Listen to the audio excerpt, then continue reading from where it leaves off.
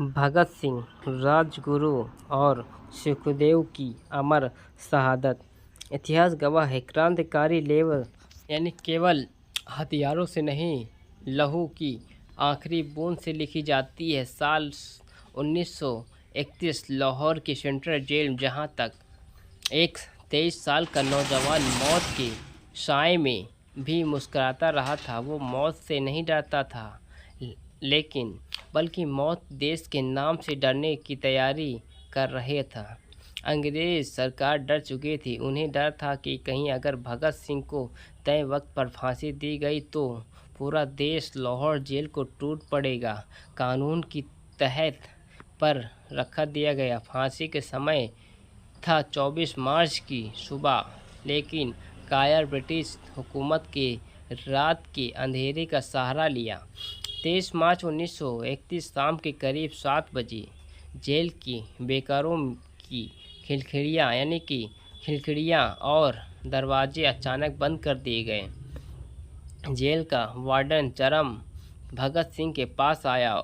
वो बोला रहा था कि उसने कहा, भगत सिंह, अब आखिरी वक्त आ गया है। उस समय भगत सिंह लेनिन की जीवनी पढ़ रहे थे। उन्होंने किताब से नज़रें हटाई और मुस्कुराकर कहा, ठहरो, एक क्रांतिकारी दूसरे क्रांतिकारी से कुछ मिल रहा है। उन्होंने किताब का पन्ना मोड़ा, उसे हवा में उछालकर और उठ खड़े होते हुए मौत के ठीक पहले एक चेहरे पर कोई शिकस्त नहीं थी। भगत सिंह, सुखदेव और राजगुरु तीनों कोठरी से बाहर निकले। उनके पैर भारी नहीं थे, लेकिन उनके कदमों में गजब की फुर्ती थी।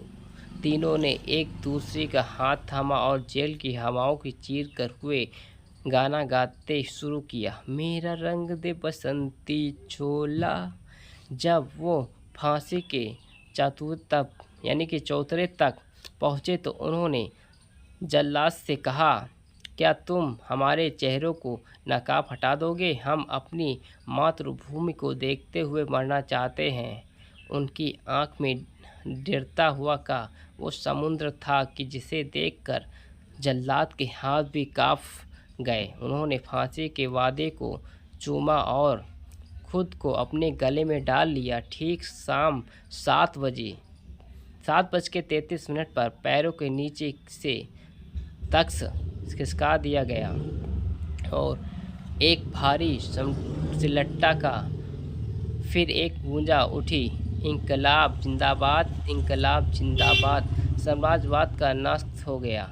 भारत माँ के 3 और शेर हमेशा के लिए सो गए, लेकिन उनके लिए एक बड़ा देश का बच्चा भगत सिंह बन चुका था। फांसी के फंदे से उनकी सांसें तो रोक दी, लेकिन उनके विचारों और अमर कर दिया। इंकलाब की तरह वो आग आज भी बेहद हिंदुस्तानी के सीने में सुलग रही है। अमर शहीद भगत सिंह, सुखदेव और राजगुरु, सशक्त नमन।